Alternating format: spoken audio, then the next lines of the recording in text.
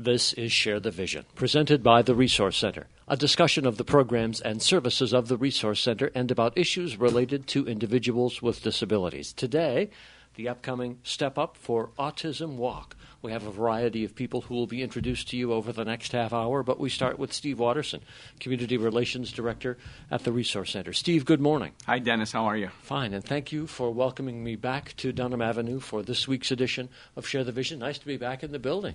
Well, I'm glad you feel that way. We're happy to be here as well. Tell me a little bit, just an introduction for me, for our listeners, about the Step Up for Autism Walk, and then we'll walk through the entire program here on the radio. Nice. Sure. This is our fifth annual walk. We started this back in 2010 as a way of raising funds for our Success program, which we'll talk about in a little bit. But we gather at the Resource Center's administrative offices on Dunham Avenue in Celeron, the old Celeron School, and we will walk as a group down to Lucille Ball Park on beautiful Chautauqua Lake. We'll walk through the park. We'll come back to the Resource Center where we'll have lunch. We'll have lots of fun kids' activities. We will have a Chinese auction. We'll have a cake auction. And I'm not sure what else we'll have, but it'll be lots and lots of fun. And it's a way to show support for individuals on the autism spectrum and their families. We've had great turnout the last few years, including last year. I think we had well over 300 people. It almost tripled from the year prior. So it's an event that's growing in popularity, and we're hoping for great weather and a wonderful turnout. What's the date and time again? Saturday, September 27th. Registration will start at 9 in the morning, and the walk will kick off about 10:30. So we encourage people to get involved in this and stay tuned for the next half an hour as we draw out not only a lot of the details of what's going to happen on this exciting day, but some of the reasons why the Resource Center is so committed to the Step Up for Autism Walk. Absolutely. Tess Kersner joins us next. She is the Director of Children's Services here. Tess, lean in on that microphone there and talk to us a little bit about this year's walk. Well, good morning, Dennis, and thanks for inviting me to share the vision. The walk is going to be on Saturday, September 27th. We're very excited to bring this back to our yearly event. The Resource Center has a deep commitment to organizing this walk. Talk to me about the connection between autism and the work that you do, the consumers you see here at the Resource Center. Sure. One way of raising funds is doing the Step Up for Autism so that our families that have children with autism have programs available to them. Programs like the Success Program, SIB Shop, Parent Support Group, these are just some of the many programs available. Marcia Restival will talk a little further about some of the ancillary services that we do provide at the Resource Center that help children get through some of the difficulties that they may have. What's the fundraising aspect of this for a moment so that we know how people can get committed and get involved? We have volunteer opportunities. We also would like people to support the walk by coming to walk. It's only $20 for the walk. You get a T-shirt, you get lunch, you have entertainment. We have, as Steve mentioned, the Chinese auction. We have a balloon man. We have Lauren Nieder, who's bringing 2 bounce houses for kids, and it's a wonderful program that we're sponsoring that have a lot of games and activities for kids of all ages and all developmental stages, too, that they can have fun and be themselves while they're here. Do you like people to sign up in advance, or should they sign up that day? What's the best way to proceed, considering it is a week from today that this event will be happening? Well, they can certainly go to www.stepupforautism.com to register, or they can register at the event. We start registration at 9 o'clock. The walk begins at about 10:15, and it's a very short walk. It's only 1.5 miles. It's not a race, and people just enjoy the day just to go out, walk, and come back and chat with other parents that'll be present at the program. Let me just express this wish to you and the others who will participate in this event that you have a beautiful early fall day. And I say that with great anticipation, considering how, irregular the weather has been as summer has changed to fall over the last week or so around here. Do you want to talk a little more about autism, or should we invite some of the other guests who are in the room with us to join us on the air at this time, Tess? Well, I thought it might be kind of interesting, according to the CDC, that, the average annual medical cost for Medicaid-enrolled children with autism is $10,700, which was about 6 times higher than the cost for children without autism. Children without autism on Medicaid is about $1,800. In addition to medical costs, intensive behavioral interventions for children can cost anywhere up to $40,000 per child per year, and that would be like an intensive type of therapy. Right now, what the Resource Center does is that we do improve with early detection and diagnosis that affect the children and can be treated as soon as possible. You know, early care is what we're looking for, and early diagnosis. And kids can be detected as early as age 2, and that's done through observation, parent observation, and using a psychologist or a licensed medical professional who can give that diagnosis. If someone is found to be on the autism spectrum, do they stay there their entire lives? Do you ever come off the autism spectrum, or is this something that a child, a family will deal with forever? Well, the family will deal with it forever. This is a lifelong process for kids diagnosed with autism spectrum disorder. There are no medications that can cure autism or treat the core symptoms. However, there are medications that can help people with autism function better. For example, medication might help manage high energy levels, inability to focus, depression, or seizures. Regular medical and dental checkups are important too for these children to have. And of course, the Resource Center can provide both. We have talked on this program on a number of occasions in the past in regard to the Step Up for Autism Walk and other programs about autism, about what a difficult condition it is to talk about sometimes because it does not express itself in the same way in all people. One thinks, for example, something as simple as the common cold. You can say the person will have some sneezing and maybe a fever and a stuffy nose and a short list of identifiable symptoms or characteristics. Autism is different from that. That's right, Dennis. You know, when you meet a child with autism, you're meeting one child with autism. They will all show different types of abilities and also some disabilities, if I could say that. All of the children look like your typical developing child, but what you'll find is some of the typical symptoms might be, lacking eye contact, be resistant to maybe touch, or be unaware of boundaries, giving maybe spontaneous comments that may not be appropriate. They may focus on one object instead of people.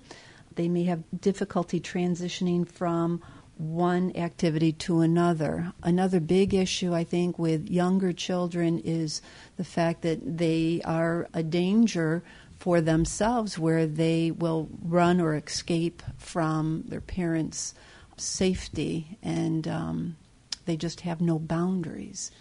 All young children certainly need a certain kind of supervision and guidance to grow and learn.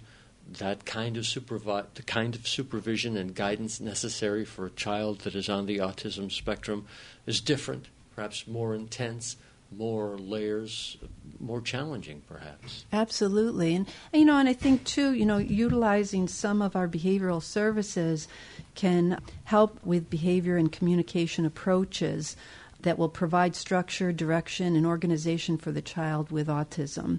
I think once you meet with Crystal Peelman, she can kind of be a way of explaining some of the concerns that she has as a parent. It's a 24 hour, 7 days a week job that she has. Should we go to Crystal next? I think that would be great. Crystal Peelman joins us on Share the Vision Now. Welcome back to the show. Hi, thank you for having me. And what a beautiful Step Up for Autism shirt you are wearing for this radio broadcast today. The listeners can't see it, but we certainly can. It's a very distinctive design, and nice to see it again. Thank you. I like it. Tell me about your experience with a child on the autism spectrum, just to recount for our audience or those who may not be familiar with you and your family, how you came to be in this place. Oh, well, we're still figuring it out ourselves. Mason is 7, and he was diagnosed just before he was 3. We started at 13 months wondering if something was up because he wasn't babbling, wasn't making eye contact. He would just stare at the ceiling fan.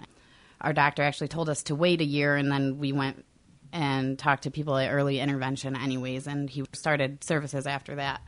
He now is 7. He's come a long way, starting to learn some words. He's still considered nonverbal. As Tess was talking about issues with safety, Mason doesn't realize he can get hit by a car or drown or, get lost even. So he has a tracking device on, so we can hopefully, if he ever did get away, find him easier. He has to sleep in a tent at night. I know it sounds funny, but we don't know what will happen if he wakes up in the morning and not wake us up, so we don't want him to escape the house. So he sleeps in a tent, which he loves. He feels very safe and comforted in there.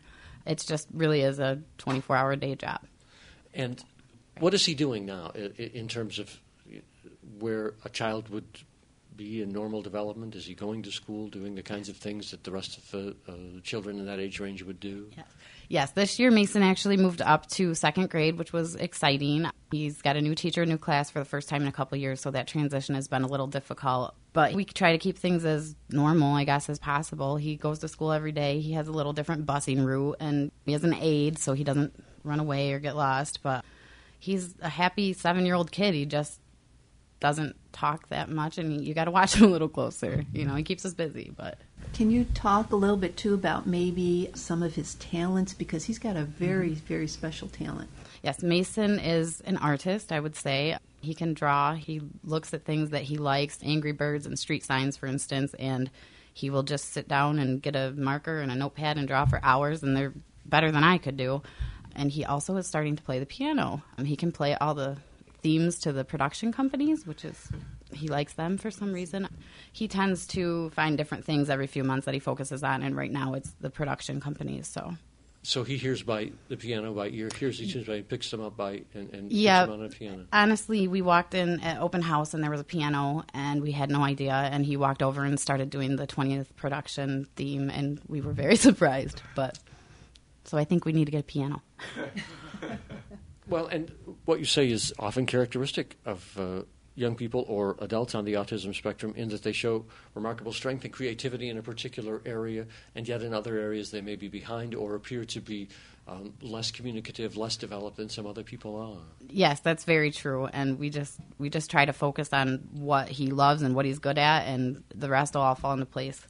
I want to get to Marcia in just a moment, but first, your commitment, your excitement, your feeling about the Step Up for Autism Walk here at Dunham Avenue on the 27th. Oh, we can't wait. We love taking part in this every year. It's really nice to our family. We love being able to give back, and getting everybody together means a whole lot to us. I'm really glad that we found the Resource Center 6 years ago or so, and it's, I hope everybody comes out and supports it. It's a great cause.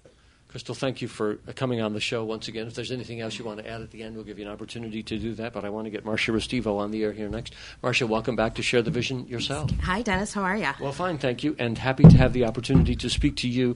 First, your title, your work here at TRC. My title is Administrator of Workforce and Operations. I don't really care for that title very much. I work with the health-related clinic, and why I'm here today, one of the things we operate under the clinic is our Success Social Skills Group, but we also have a lot of other services that are beneficial and opportunities for folks who have a diagnosis of autism: behavioral services in home, occupational therapy, physical therapy, speech therapy. We have, a lot of different offerings like that also fall into play and help in addressing some of the issues and concerns folks with autism are addressing. Let's dig into those for just a moment here, but first identify again for the listeners the fact that the Step Up for Autism Walk directly benefits the Success program that you mentioned first there. Well, the Success program isn't the sole benefactor. I wish it was, because this is a fantastic walk, and they do a lot of wonderful fundraising. But we do benefit somewhat, and we're very, very happy for that. But the Social Skills Group, it's called Success, and that stands for Supporting, Understanding, Changing, Coping, and Everyday Social Skills. And what we, as we talk about, there's so many variations with somebody who has an autism diagnosis. They can have wonderful strengths intellectually or skills, talents, or they can be challenged. It's a big spectrum. But one thing that tends to be a common theme with anyone who has this diagnosis is that social cueing that we all take for granted, making eye contact, recognizing facial expressions, knowing when somebody's getting a little annoyed, or understanding sarcasm, understanding jokes, those language things. Those are all things that you can work on, and we do have a really strong curriculum that we use. It's based on the research from leaders in the field like Dr. Jed Baker, and which I got to go see one time. He was fantastic. But he is one of the leaders in coming up with these evidence-based practices, and that's what we use in our social skills group, and we actually get to see true results with this. Now, how does this group meet? Is it on a weekly basis or daily basis? Does everybody meet at the same time? How do the mechanics work out? That's a really great question. What happens is we meet in short bursts. It's about a 6-week session where we really intensively work on the identified social needs. We have excellent staff that have been trained specially to work with this group, and they use a token-based economy to immediately reward or show a consequence to not following the social rules. Recognizing when it's time to take turns and saying, oh, here's a penny. And I'm giving you an example, but here's a penny. You took a turn and you let somebody else speak. And then at the end, they can cash in their pennies and they get to shop in the store. So they also get to pretend they're shopping and can buy some crackers or a Nerf ball or something like that with what they've earned. So they get that immediate reward. But we also work with the families a little bit, too. So we take some time and talk about what we're going to be really focusing on today. And then the families have almost homework that they need to do for them the rest of the week until they come back to keep practicing that skill. And how long would a particular session last in these bursts that you do? Well, we meet for 6 weeks, and it's an hour and a half session. And how many people would be in the group at a particular time? Well, that varies. The thing with the age group that we're working with, so it's generally about age 7 or 8 to 12 or 15. It depends on the group. But they're also a very busy bunch of kids. So trying to coordinate everybody's schedules together, it makes the group sizes vary. We like to have a big enough group so that they can actually practice with each other and work with each other. And we've been doing the group for some time, and some fabulous friendships have grown out of this, not only with the kids, but with some of the parents as well. It sounds like a really valuable asset for a family who has a child that has been declared to be on the autism spectrum. How would people access more information about this? Should they call you or Tess, or what's the best way to get more information? I think the best thing to do would be to call Carol Peterson, who's our central intake coordinator. I'll give you her number. It's 661-1058. And again, that's Carol Peterson, 661-1058. And then she can work you through the application process, and then also see if there's anything else that we offer, because as you know, Dennis, we at the Resource Center have a lot of opportunities to help with folks and what they're looking for. I targeted that success program. You ticked off a list of other services that are available to help families who are helping a child on the autism spectrum. If you want to go back to any of those others to highlight them, Marcia, I will give you an opportunity to do that before the time gets completely away from us. Okay. We have behavioral services for folks that the staff can go into your home and help families recognize a different way of working with behaviors that they've identified as challenging. I always think of Super Nanny when I talk about this. Have you ever watched that show? Sure. It's not as in your face as that, but we really do help parents develop different techniques. When you're in the throes of something, a tantrum or just always fighting the fights all day long, sometimes you lose sight of what's the reasonable way to be managing this, and recognizing that I don't have to address everything all the time. Maybe I hit the high points and get those things tucked away and settled, and then move on to other issues.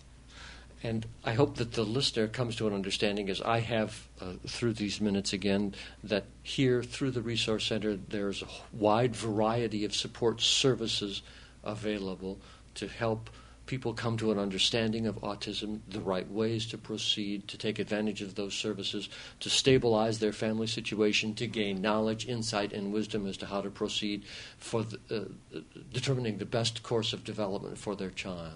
Absolutely. And we'll be at the walk on Saturday. I'll be there. We'll have a behavior specialist there. And we're also going to have a representative from our occupational therapy department. We've just started using a new treatment technique called interactive metronome. And I won't even try to describe it because I won't do the justice of it. But I really invite people to come in and see what that's all about. But it really kind of addresses that whole mind-body connection and developing a quicker reflex reaction, building those synapses. And again, it's all research-based and really exciting to be rolling that out. So that'll be here Saturday, too. Well, as an interviewer, I beg to ask, does it involve a real metronome or... Well, it sort of does. It coordinates that sound, that rhythm, and also with visual cues. And you're having, for example, one of the things you have to do is clap on the beat. And when you can coordinate the sound and your action, you actually see, one of the games is you build a sandwich. So if the kids love this, you make this, you clap on the beat and you put sardines on the sandwich, or you can put, ketchup, or, and it builds this giant sandwich that's just ridiculous, but a lot of fun for kids to work with. And that's all, so that's, using that video and audio and body all in one, and and then you challenge it, make it faster, make it more challenging, and then really get the kids to be focused on their task at hand. I can see how engaging that would be for young children and their families, whether they're on the autism spectrum or not. Absolutely. And it actually, you can use it. Golfers use this technology, all kinds of athletes. So you don't have to have autism to use the occupational therapy that we're doing here. But it certainly is a nice thing for this group. And we're excited to have the technology and be bringing it to the Autism Walk on the 27th for everyone to see. Well, and I hope people will look for you and look for these demonstrations when they are here a week from today, because it sounds like it's very exciting, very dynamic, and very, very helpful. It absolutely is. And Sherry, our occupational therapy assistant who's coming, she just is so revved up about it that she'll talk to everybody and get them all engaged. If it's all right with you, I'll leave you now, Marcia, to go back to Tess, because we only have about 4 minutes remaining on this program today, and a couple of things I want to cover again with you, Tess. Marcia was talking about the Success Program is one of the programs that benefits. Again, what else benefits from the Step Up for Autism Walk here? Sure, Dennis. There's also the SIB Shop, which is a program for brothers and sisters who have siblings that have autism or any other disability. And the program is a way to honor them in a fun way and in a positive way to, number one, educate them about their brother or sister's disability, but also look at their abilities and their skills and to get them to do more for themselves, because these are going to be our caregivers and our human resource people in the future. There's so much enthusiasm in this room and in the Resource Center for helping families who are working with a child on the autism spectrum. So much enthusiasm for this event. I hope that we're communicating it to the community, because there's a lot of vitality here and a lot to be involved with a week from today here at Dunham. Yeah, and I agree, Dennis. And all our community has to do is come and become aware and start to meet some of these wonderful parents, some of these wonderful children, and get to know their talents and their abilities. It's really about awareness and showing that the community cares. You had about 300 people last year. You'd welcome that many or more this year, a week from today, starting at what time here at Dunham Avenue? We start at 9 o'clock with registration and go right straight through to 1 o'clock, and it goes very quick, Dennis. I bet. And the cost for people to walk, including the shirt, is just $20. It's just $20, but you know what? If you don't have $20, come anyways. Come walk, raise awareness, come look at all our booths, come and look at our Chinese auction, maybe do our cake auction. Have your kids come and have them in the bounce house and get a balloon and maybe something to eat. Well, you've got all the elements of a festival here, in the sense that there's education and the programs that Marcia was talking about, and the opportunity to meet people and these engaging activities for people of all ages. It really sounds like a lot of fun. We think it is. Is there anything else that we should say in the final minute to and anyone in the room can speak here about autism and children or adults on the autism spectrum disorder as an inspiration, a reassurance, and encouragement to people in our community, people in our audience today. Marcia wants. Dennis, I just want to say that I've come every year that we've run this walk, and every year I'm always surprised that people come and they have not reached out to anyone before. This is the first time they've met other families who are in the same circumstances that they are. They maybe haven't talked to any professionals yet about what courses of action that they can take, and that always surprises me.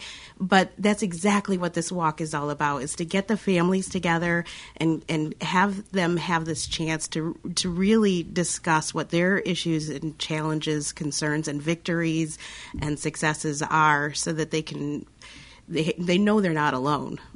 Thank you very much. And Crystal, anything else you want to add here right at the end?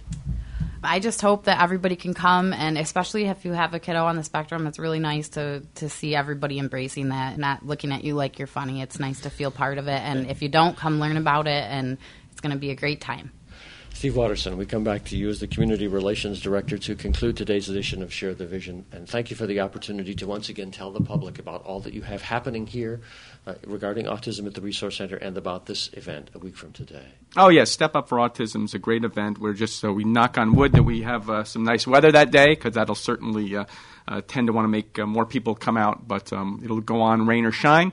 And we have a lot of fun, even if you don't know somebody who has autism. Certainly, autism awareness is something that has been gaining a lot of attention in recent years. So come on out and show your support for those who are on the spectrum. Well, to Tess Kersner, Crystal Peelman, Marcia Restivo, and Steve Watterson, thank you all for sharing the vision today.